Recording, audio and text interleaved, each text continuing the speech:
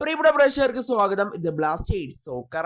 Indian football team ഇന്നൊരു international friendly മത്സരം കളിച്ചിരുന്നു. മാലദ്വീപ്സുമായിട്ടായിരുന്നു ഇന്നൊരു ഇന്റർനാഷണൽ ഫ്രണ്ട്ലി മത്സരം ഇന്ത്യ കളിച്ചത്. എന്നാൽ ഒരു തകർപ്പൻ വിജയമാണ് ഇന്ത്യ ഇപ്പോൾ നിലവിൽ സ്വന്തമാക്കിയിട്ടുള്ളത്.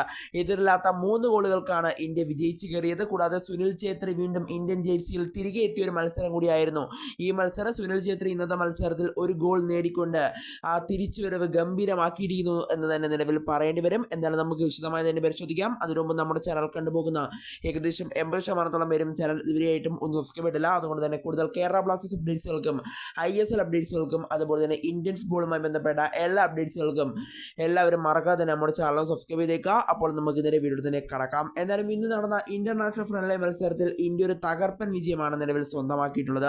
മാൽദീവ്സിനെ എതിരില്ലാത്ത 3 ഗോളുകൾക്കാണ് ഇന്ത്യൻ ടീം ഇന്ന് പരാജയപ്പെടുത്തിയിരിക്കുന്നത്.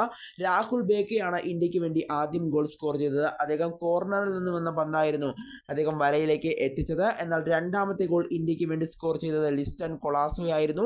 മൂന്നാമത്തെ ഗോളാണ് സുനിൽ ഛേത്രി ഇന്നത്തെ മത്സരത്തിൽ നേടിയെടുത്തത്. എന്നാൽ ലിസ്റ്റൺ കൊളാസോ ഇന്നത്തെ മത്സരത്തിൽ ഒരു ഗോളും ഒരു അസിസ്റ്റും നേടിയെന്നതും ഇവിടെ എടുത്തു പറയേണ്ട മറ്റൊരു കാര്യം തന്നെയാണ്. എന്നാൽ സുനിൽ ഛേത്രിയുടെ തിരിച്ചുവരവ് ഒരു ഗംഭീരമായൊരു തിരിച്ചുവരവ് തന്നെയായിരുന്നു. എന്നാൽ ലിസ്റ്റൺ കൊളാസോയുടെ ഒരു ക്രോസിൽ നിന്നുമായിരുന്നു സുനിൽ ഛേത്രി ഹെഡറിലൂടെ ഗോളാക്കി മാറ്റിയത്. എന്തായാലും സുനിൽ ഛേത്രി ഇന്ത്യൻ ജേഴ്സിയിലെ വീണ്ടും ഒരു തിരിച്ചുവരവ്, അതൊരു വമ്പൻ തിരിച്ചുവരവ് തന്നെ ആയിട്ടുണ്ട്. താരത്തിന് ഗോൾ അടിച്ചുകൊണ്ട് തന്നെ പുതിയ ഒരു തുടക്കം അദ്ദേഹത്തിന് തുടങ്ങി വെക്കാനും സാധിച്ചിട്ടുണ്ട്. എന്നാലും ഇന്ത്യയുടെ അടുത്ത മത്സരം ഈ മാസം തന്നെയാണ് നടക്കുന്നത്. അത് 25-ാം തീയതിയാണ്. അത് 2027 AFC ഏഷ്യൻ ചാമ്പ്യൻഷിപ്പിലെ ക്വാളിഫയർ മത്സരമാണ്. ആ മത്സരം ബംഗ്ലാദേശിനെതിരെയാണ്. ആ മത്സരം ഇന്ത്യക്ക് വിജയിച്ച് കയറാൻ സാധിക്കട്ടെ എന്ന് തന്നെ നിലവിൽ നമുക്ക് പ്രാർത്ഥിക്കാം. കൂടാതെ കഴിഞ്ഞ 2024 എന്ന് പറയുന്ന വർഷത്തിൽ ഇന്ത്യക്ക് ഒറ്റ വിജയം പോലും നേടിയെടുക്കാൻ സാധിച്ചിരുന്നില്ല.